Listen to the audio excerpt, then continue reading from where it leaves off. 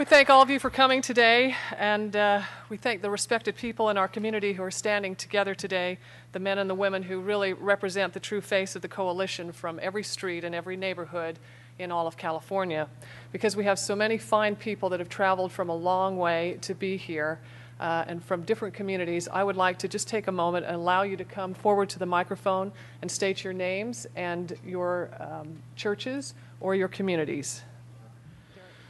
My name is Ron Prentice. I've served as the chairperson of the executive committee for ProtectMarriage.com, Yes on 8.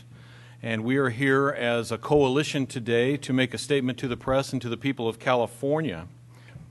It was 10 days ago that the people of California decided on how marriage would be defined, what its meaning was, and what its societal purpose is. And since that time, those who oppose traditional marriage have taken to the streets in a disorderly way, certainly, in a violent manner, and the face of tolerance, the mask of tolerance, has been taken off from the opposition. I would like to now introduce you to Mr. Frank Schubert, who has been the director of this campaign and to whom we owe so much success in this campaign. Frank Schubert. Good afternoon. Thank you for coming. Sonia, thank you for your wonderful, warming remarks. And let me begin by saying you see a number of leaders of different communities, different faiths, different backgrounds, different ethnicities. Standing behind each and every one of them are thousands and tens of thousands of people who have walked precincts, who have phoned voters, who have prayed, who have contributed money, who have given of their hearts to stand up for traditional marriage, and those people deserve to be respected. Most troubling, the anarchy of our opponents has now escalated to include acts of domestic terrorism. Yesterday, the Knights of Columbus National Office in Connecticut, as well as the Los Angeles Temple and of the Mormon Church and the church's headquarters in Salt Lake City, received envelopes mailed to them containing white powder. Whether these envelopes contain anthrax or some other deadly concoction is not known, but is being investigated by federal authorities. But what is known is that these cowardly acts are intended to terrorize people. They mean to frighten and to intimidate the people who supported Proposition 8 and those who have stood up for traditional marriage. This is the very definition of terrorism, and that is what is occurring in California today. My name is Jim Garlow, G-A-R-L-O-W. Governor Schwarzenegger, if you are in Florida with the other governors right now, come home to your state and protect us from what is happening in the streets.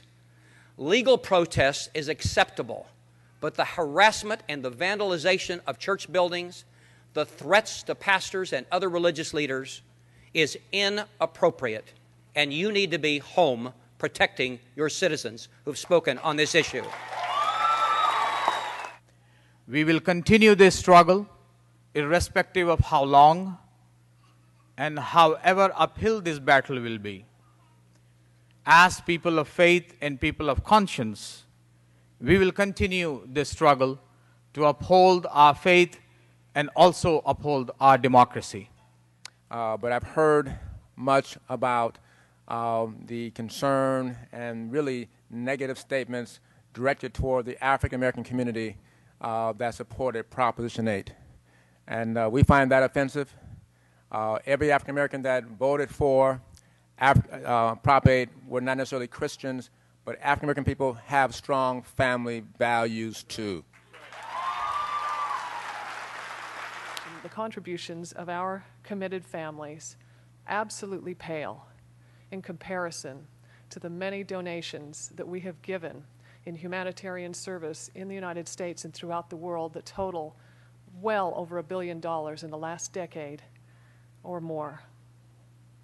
The mission of the Mormon Church is not politics, it is service. And that's why you will see the Mormon people, often as first responders after Hurricane Katrina, or after the firestorms in San Diego, or today in Santa Barbara. So if you ask, did the Mormon people give everything they had when what they held most dear was on the ballot? The answer is yes. And that is also true of every faith and every ethnic community and many, many people who may not be of faith in this state, because they care about family and they know that we have brought forth great generations in this land by making sacrifices for it. Some gave their time, some gave their means, and some gave their votes, and that is how we earned our win. Where are the people who represent us in government, no matter their position on Proposition 8, to stand up for the rights of the millions of Californians who have done the one thing we ask and teach our children, which is to participate in the democratic process, to stand up for what you believe in, to show up to the polls, and to have your vote counted? Where are they now?